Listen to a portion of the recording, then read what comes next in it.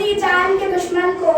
अपनी जान कहते हैं, हम अपनी जान के दुश्मन को अपनी जान कहते हैं। मोहब्बत की इसी मिट्टी को हिंदुस्तान कहते हैं, हिंदुस्तान कहते हैं। जो दुनिया में सुनाई दे उसे कहते हैं खामोशी, जो आंखों में दिखाई दे उसे तूफान कहते हैं, उसे तूफान कहते हैं। जो ये दीवार का सुराख है साहब, जो ये दीवार का सुराख है, चाइना अमेरिका पाकिस्तान साजिशों का हिस्सा है, मगर हम इसे अपने घर का रोशनदान कहते हैं, रोशनदान कहते हैं। परम सम्मानीय आए हुए सभी अतिथिगण, सभा में उपस्थित सभी गणमान्य व्यक्ति, मैं जागृति सिंह आपके सामने देश प्रेम और राष्ट्र निर्माण के उपलक्ष्य में अपना कुछ विचार साझा करना चाहूंगी। मुझसे जो त्रुटियां हो उसे क्षमा करें। आजादी, आजादी का असली मतलब वही समझ सकता है जिसने कभी गुलामी की हो। हम सौभाग्यशाली हैं कि हमने स्वतंत्र भारत में जन्म लिया। यूं तो आजादी की लौ 1857 में ही जल चुकी थी,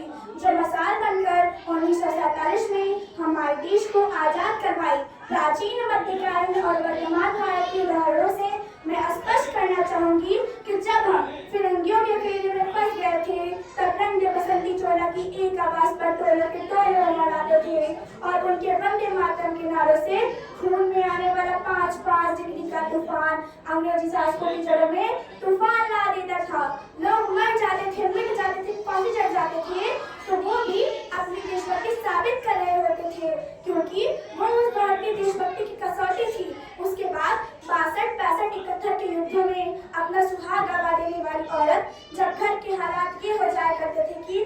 प्यार भी भरपूर गया, मांग का सिंदूर गया, नन्हे नौनिहालों की लंगोटियां चली गई, छोटी छोटी बेटियों की चोटियां चली गई, बाप की कमाई गई, भाई की पढ़ाई गई, एक विस्फोट हुआ ऐसा कुछ पता ही नहीं चला, पूरे जिस्म की तो कई बोटियां ही चली गई, कई बोटियां ही चली गई। आपके लिए तो केवल एक आदमी मरा है साहब, आपके लिए तो केवल एक आदमी मरा है साहब, किंतु मेरे घर की तो रोटियां ही चली गई, किंतु मेरे घर की तो रोटियां ही चली गई। वो वाले हालात पैदा हो जाने के बावजूद भी एक माँ अपने बेटे को सरहद पर दुश्मनों की धज्जियां उड़ाने के लिए भेज दिया करती थी और उसे पत्र लिखकर या भेजा करती थी कि अम्मा ने पत्र लिखा है बड़े ही चाव से, पुत्र मेरे ना घबरा जाना, एक इंच भी पीछे मत हटना, चाहे इंच इंच कर जाना, चाहे इंच इंच कर जाना। इस तरह पूरा परिवार अपनी देशभक्ति साबित कर रहा होता था।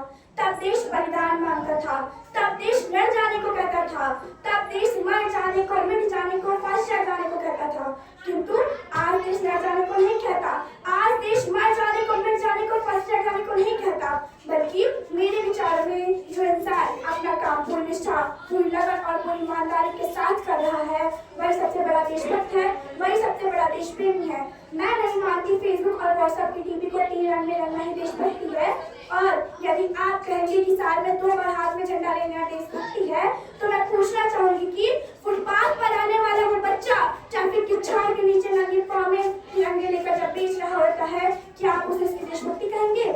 नहीं, वो उसकी देशभक्ति नहीं, उसके पेट में लगी भूख की शक्ति है जो उसे ऐसा मजबूर कर रही है करने पर, क्योंकि ना मस्जिद को जानती